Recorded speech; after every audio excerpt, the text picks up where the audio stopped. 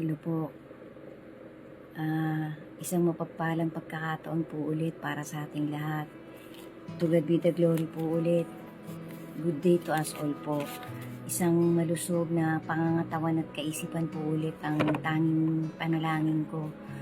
At isang ligtas na lugar sa bawat isa sa atin.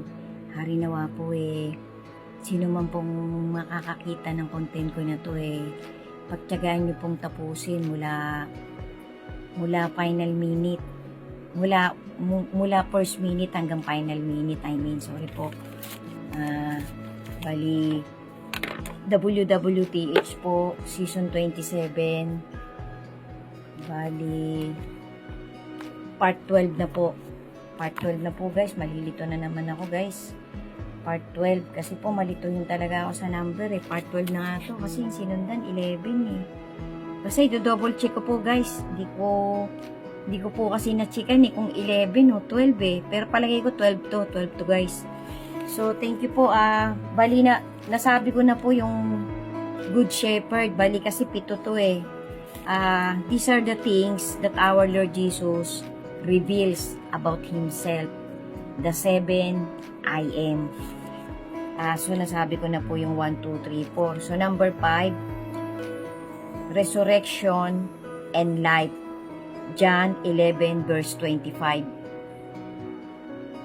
Our Lord Jesus provide us life. Apart from Him is only endless dying. So guys, continuation po. Nasamid kasi ako. Ibig sabihin po talaga, ang Panginoon po talaga magbibigay sa atin ng buhay. Kapag hiwalay tayo sa Kanya, hindi na tayo magkakamit ng resurrected life. Kasi nga po kapag ka po kasi talaga tayo mabibilang sa mga maliligtas, bibigyan po tayo ng ibang pangangatawan parang binago na yung katawan natin, pero hindi pa talaga yun yung 100%.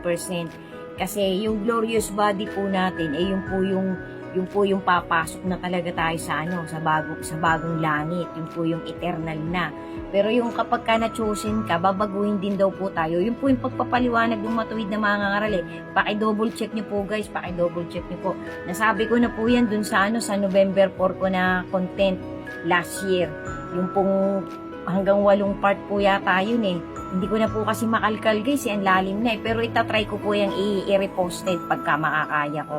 Abangan nyo po yan guys. So number 6 po, Lord Jesus told us from John 14 to 6 na He is the way, the truth, and the life. He guides us. Apart from Him, apart from our Lord Jesus, is only endless hopelessness. So kung talagang tayo po mapapalayo talaga sa Kanya at hindi talaga tayo magkikling sa Kanyang mga salita, ano po tayo? Forever hopeless po tayo. So wag po nating papayagang maging ganun tayo kasi kawawa po tayo itong katawan na to at yung soul na nandito sa loob ng ating katawan. So number 7 guys,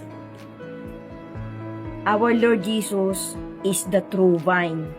John 15 verse 1, He makes us productive. Apart from Him is only continual withering. So yan po yung 7 nagpapatunay na I am. Our Lord Jesus has 7 I am.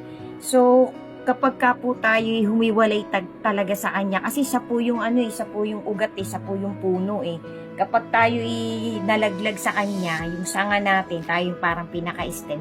Yun yung narinig kong pagpapaliwanag ng pastor na to Ano po tayo? Talagang madadry tayo, mawiwither. Ibig sabihin, matutuyot. Kasi hindi ka na nakakapit sa puno, sa pinaka-ugat niya. Humiwalay ka. Kaya kailangan po talaga guys, huwag tayong mihiwalay sa ating Lord Jesus. Lagi tayong nakakapit sa Kanya, panghawakan natin yung mga salita niya, yung mga pangako niya na magbibigay sa atin talaga ng true happiness and eternal life. So guys, sana po ilalagay ko po yan dito sa particular part na to ng part na to ng book 10 ko. So guys, ito pa po 2 Corinthians 5:10. For we all must appear before the judgment seat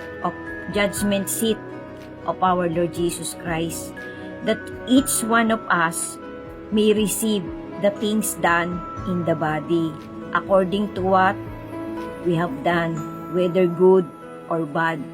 So, ito po ay isang verses na, tsaka ito pong Revelation 4 verse 22.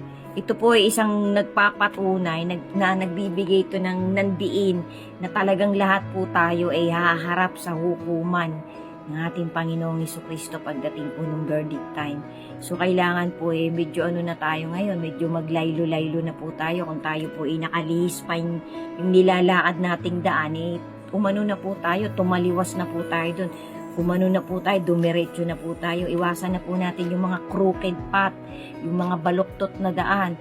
Ituwid na po natin. Sabi nga po, let us all start to square our life. Tuwidin na po natin, pantayin na po natin ang parisukat kasi kailangan po bago man lang po mangyari yung harpacho nakapagnilay na tayo, nakapagbigay na tayo ng talagang pangako natin sa ating Panginoon, yung conviction ng ating faith diinan na po natin, ibig sabihin bigyan na natin ng 100% na dedication kasi baka po tayo malate, baka kung kailan nag-uumpisa na yung tribulation, nag-uumpisa na yung mawawala na talaga yung grace of God saka pa lang tayo magpapakaaligagang magpakabuti, magpakatuwid. Naku po guys, mahuhuli po tayo nun, malilate po tayo kasi biglaan po ang mga pangyayari, hindi po natin hawak guys. Kasi kahit tayo prepared na, wala namang nakakalam ng eksaktong minuto, eksaktong oras, eksaktong araw. Tanghali ba yan? Hapon ba yan? Madaling araw ba yan? Ang sinasabi po kasi ng ating Panginoon na maging prepared ka, dapat, ibig sabihin, maging prepared ka, nasa matuwid ka na, nagtutuwid ka na, tinalikuran mo na, tumaliwas ka na sa lahat ng mga mali mong pinaggagawa. Yun yung parang magiging preparedness mo. Tinatahak mo na yung makipot na daan, umalis ka na dun sa malapad at maluwang na daan ng kapahamakan. So guys, yan po yan. Susundan ko pa po ito guys, susundan ko pa. Sana po kahit paano lahat po ng parte, talagang mayroon po akong maliit na booster na naihahatid sa bawat isa sa atin. To God be the glory po. Pagtibahin po talaga natin ang pananampalataya natin sa mag-ama, sa ating Diyos Ama at sa Kanyang bigatinsan. Kasi sila po talaga yung susi para tayo magkamit. Ang susi po talaga yung panghahawakan natin, pipilitin natin. Mag-i-struggle talaga tayong isabuhay ang mga salita, ang mga banal na salita. Excuse me, ng ating Panginoon. Thank you po for watching. God bless us all po. May kasunod pa po, mga 2 o 3 pa po kasi may importante pa po akong itatawid na dati ko pa tong notes na mahalaga din po. Sana po sasabihin ko pa rin po yung tatlong specific death na nagbigay ng malaking impact sa humanity, generation by generation. Susunod po yan. Thank you po for watching. Si God na po ang bahala sa bawat isa sa atin. Pagtibayin po natin at patatagin ang kapit natin sa mag-ama. Sila lang po talaga magliligtas sa bawat isa sa atin na nananalig sa kanila ng buong buo, ng buong puso't kaluluwa at kaisipan. Amen. God bless us all po. To God be the glory po. Thank you po for watching and ingat po tayo palagi. May kasunod pa po. Amen.